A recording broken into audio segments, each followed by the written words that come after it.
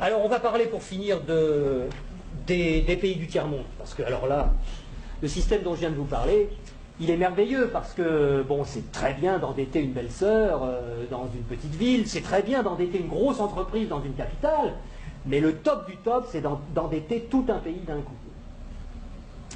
Et là, il y a des spécialistes de ça, il y a le Fonds monétaire international, il y a la Banque mondiale, il y a l'OMC, qui ont des individus, des équipes particulières qui vont dans les pays pauvres, en général où on peut trouver des ressources qui sont utiles aux pays riches, des ressources minières, des ressources géologiques, des ressources énergétiques, du pétrole, etc.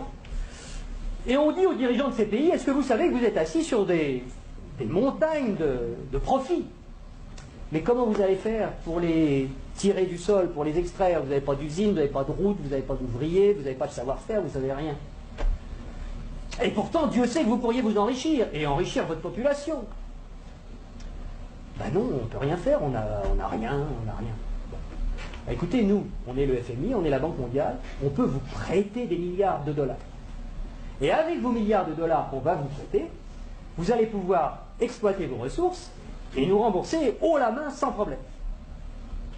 Mais il y a une petite clause dans le contrat de prêt, et de toute façon vous ne pouvez pas y couper, c'est que vous allez avoir besoin de routes, vous allez avoir besoin d'un port pour que les pétroliers puissent aborder, vous allez avoir besoin d'un pipeline pour aller des puits de pétrole au port, vous allez avoir besoin de soldats pour protéger le pipeline des terroristes, donc on amènera aussi quelques soldats, et vous allez avoir besoin de beaucoup d'argent pour financer tout ça.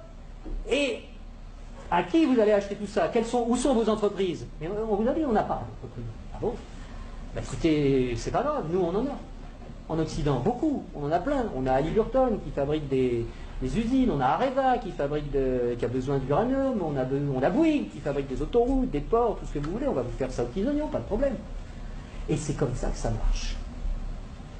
On vous prête 15 milliards, sous réserve que vous fassiez travailler nos entreprises, et de toute façon, vous ne pouvez pas faire autrement. Donc, regardez bien ce que ça fait au point de vue monétaire. Il y a 15 milliards qui sont créés ex nihilo par le Fonds monétaire international et la Banque mondiale. Le Fonds monétaire international, c'est un organisme qui récupère quelques dépôts de la plupart des pays de la planète, qui servent de garantie pour faire des crédits, des prêts aux pays sous-développés. Donc, il y a 15 milliards qui partent de la Banque mondiale et qui vont sur les comptes du pays sous-développé.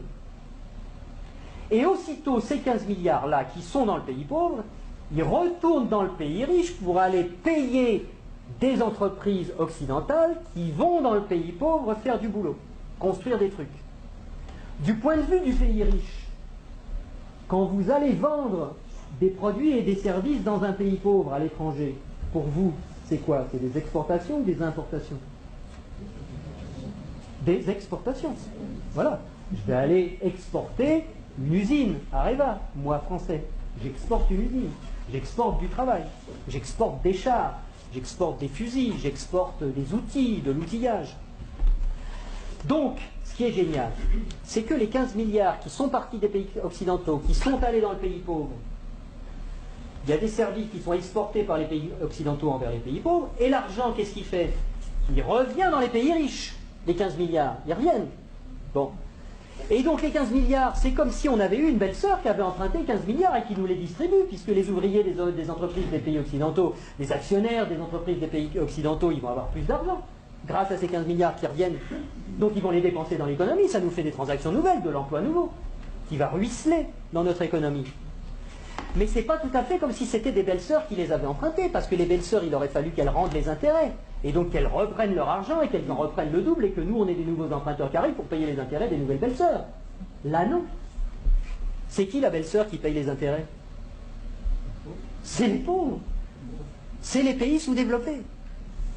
Et donc, on a été leur construire des trucs qui vont nous permettre d'exploiter leur richesse. On a eu de la monnaie en plus qu'on a créée nous-mêmes en la faisant passer par les pays pauvres, mais qui revient chez nous net d'intérêts. Et qui paye la dette, qui paye les intérêts, c'est le pays pauvre. Et ils ont deux solutions. Soit ils empruntent à nouveau le montant des intérêts pour pouvoir nous les rembourser, ce qui double leur dette. C'est pour ça que des fois vous entendez des présidents de pays sous-développés qui disent « Mais c'est pas possible, on l'a déjà payé 15 fois la dette, comment ça se fait qu'il faut qu'on paye encore ?» Ben, c'est parce qu'ils ne peuvent pas la créer. C'est parce que pour rembourser des dollars, il faut qu'ils les empruntent. puisqu'il n'y a que nous, les Occidentaux, qui peuvent créer des dollars pour les endetter. Et donc, soit ils empruntent pour continuer à payer leurs intérêts, soit ils vendent leurs ressources pour presque rien. Ce qui nous permet à nous d'avoir le niveau de vie qu'on a. Et d'avoir les ressources des pays sous-développés, qu'on a bien choisis parce qu'ils étaient riches en ressources dont on a besoin, et d'avoir le niveau de vie qu'on a, et d'avoir de l'essence pas chère, et d'avoir des iPhones pas chers, etc. C'est grâce à ça. Donc il faut réfléchir à ça aussi. Il faut savoir que si on a le niveau de vie qu'on a, c'est parce qu'il y a une prédation sur les ressources de la Terre entière qui nous profitent.